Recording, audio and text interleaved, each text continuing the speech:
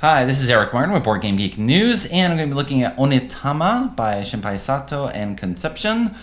This is a two-player only, perfect information game that plays in 5 minutes. At least that's what the box claims.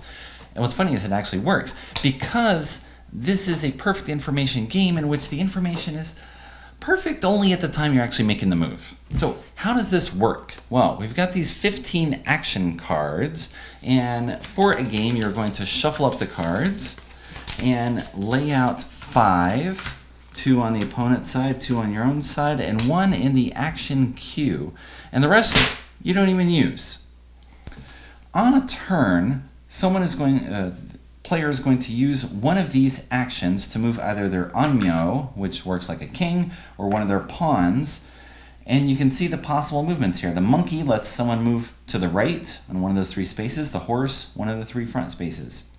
Whichever move that person takes, okay, monkey goes here, they pass that action to the opponent and then get the new action for their choice next time. Next time they can do either the horse or the sheep. Come to my side of the board, I've got the same, in that I've got 2 actions. I choose either one of those. The ostrich works a little differently in that if I move one of my pawns, I move it like a bishop 2 spaces. If I move my onmyo, I move it only 1 space. I take one of those actions, pawn,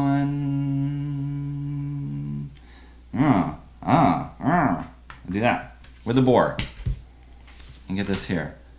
And we go back and forth like that. What are you trying to do in the game? You are either trying to get your onmyo into the opponent's space, occupying his throne as it were, or kill the other onmyo.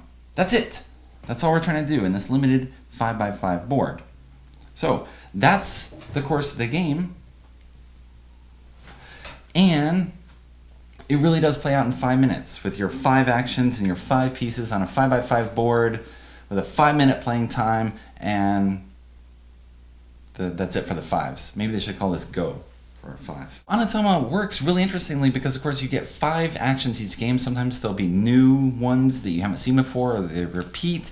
The mix of actions is very different. So in one game, you'll have pieces that mostly shift off in one direction. So there'll be sort of a tide that moves away from each other, or a limited number of pieces that can move straight ahead. So you're going to be tracking where those are, and if the opponent doesn't have them, you know you're safe when you get in front of someone.